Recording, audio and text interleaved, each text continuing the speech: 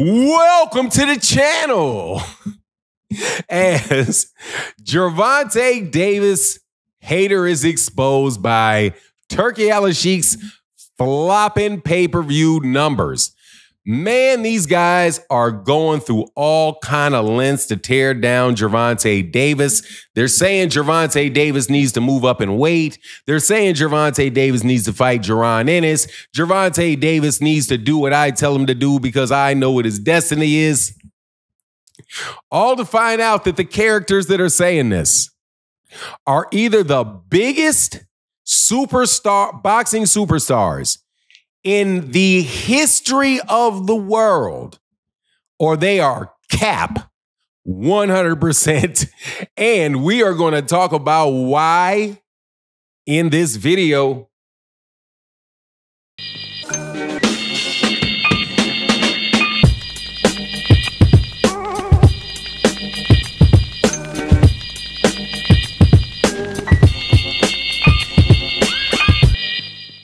All right, welcome back to the channel. It's your boy Fanon, and in this video, I'm going to be all kind of petty. I'm sorry if you're looking for me to be mature. I'm going to be mature. If you're looking for me to be conciliatory, I will try my best after I get done saying what I have to say. However, I have to say, Turkey ALALSHIEK, DAZN, and their card that they had, an undercard pay-per-view. Let me repeat, an undercard pay-per-view. The first time in boxing history where the main event was free to people that had a subscription, but yet the undercard with nobody that anybody knew was on pay-per-view. I am so happy that Shakur Stevenson got that injury and did not get on that card that sold less than, reports are coming out that it sold less than, that less than is important, less than 1,000 pay-per-views in the United States. Let me repeat. The Dmitry Bivol, Artur Beterbiev undercard, the one that ended with Fabio Warbley and Frazier Clark in the United States, sold less than 1,000 pay-per-views. That is the biggest flop in the history of boxing pay-per-views. It is the biggest flop in the history of U.S. pay-per-views. I am positive Terrence Crawford outsold them on BLK Prime. Let me repeat. Terrence Crawford outsold DAZN on BLK Prime. And that's if you say he did 10,000 pay-per-view buys on BLK Prime, which, by the way, he never went back to. Now, why is this important to Tank?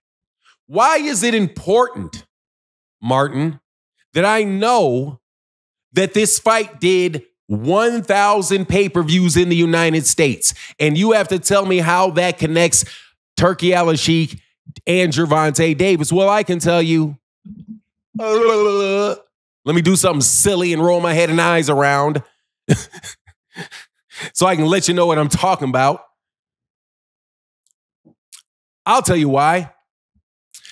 On the fight, the morning of the fight, I turned on my computer and I knew it was a pay-per-view, right? I'll leave the fact that they turned it into a pay-per-view the morning of the fight. We'll leave that alone. But I watched the fight. And then I looked at a YouTube channel. This YouTube channel is from the United States of America. They are not from Uganda. They are not from China. They are not from Australia. They are not from the UK. they are from the United States. So when I saw on a live stream that they had over 5,000 concurrent viewers in their live stream, I knew immediately this is fake. These cannot be real people. And why did I say that? Because the fight at the time there was the 5,000 people there was Jai Opatai, a New Zealand cruiserweight that nobody knows of. So I said, and I said it very loudly to everybody, there's no way that those numbers are real. People are like, you're hating. Okay, fair. I could be hating. And I was like, okay, maybe I'm wrong. But then guess what happens? News comes out that the live stream itself only did 1,000 pay-per-views. Now you tell me on what planet there are 200,000 people willing to listen to somebody look at a fight, but they only 1,000 people total were willing to pay for the fight. The Zone is not that easy to stream. Well, I guess you can Fire Stick it. Still, do you think all of those 200,000 people decided they were going to Fire Stick it and watch it with him? When only less than 1,000 decided to pay $15 just to watch it on TV. There's a 200,000 people, 5,000 people that are going to continually watch that. Listen to it, not even watch, just listen and look at your face for that long. Meanwhile, nobody's watching the actual fight. No, sir, that's not possible. No, sir, that's not possible. Or it seems highly improbable. So what do I mean by this? I'm telling you that the media are working with people to make it look like their fights are really big deals in America. So if you have a big name YouTube channel, and we don't even know if it's really a big name and how its name got big, but let's just assume that it's legitimately big, and it didn't get big because of stuff like this with a bunch of fake viewers. There's no way it could possibly be taking place because only less than 1,000 people paid for it, but yet you got 200,000 people, but you got 2,000 people over here. You got less than 1,000 legit paying customers, but 200,000 people over here on an obscure YouTube channel. I mean, God dog, I don't think I'm telling you right now, Stephen A. Smith couldn't have pulled that off on his channel covering that fight. No way. You could have had Mike Tyson. Mike Tyson could have said on Mike Tyson's live stream, he's not going to get that many people watching him for a Jai Opatai fight. And I'm talking about Mike Tyson. Okay? Very difficult to have people watch stuff that they're not interested at all just because they want to look at your face. So what do I mean? What I mean is the following. This is all fake. The real money man is Gervonta, but they're puffing people all the way up because this same person stays on Gervonta Davis' neck talking about what he needs to do for legacy. Meanwhile, he has apparently, it seems to me, allegedly, he don't care about his legacy because, dog, that stuff is suspect as hell. Everybody knows that works on YouTube, bro, how live streams go. Live streams get big during the time that the mainstream fight takes place. That's when everybody starts watching. So number one, people are not going to watch that long. But that's okay if what TURKI ALALSHIEK and DAZN is trying to convince everybody is that these guys are huge stars in the United States.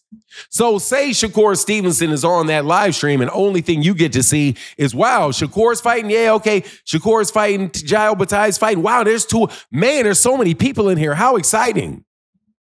Oh, I got to wait. I got to go buy the fight. It seems so exciting. Oh, 200,000 over here. Let me go see what's going on. Let me buy the fight.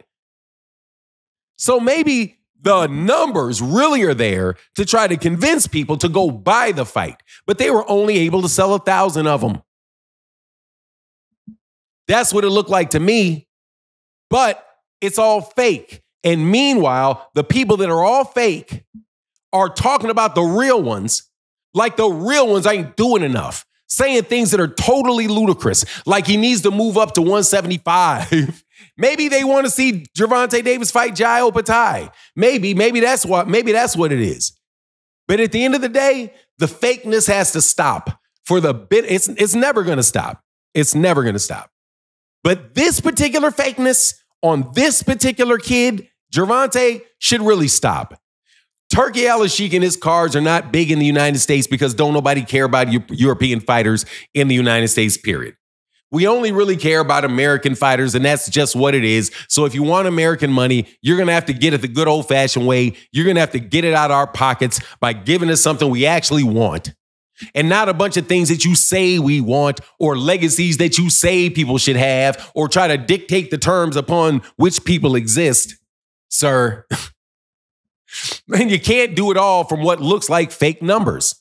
Anyway, in conclusion, I highly doubt that there was really 200,000 people in a live stream that was sponsored by DAZN to promote a fight that sold less than 10,000 pay-per-views, and then try to use that as a platform by which to shoot downward at Tank and tear up everything that he does.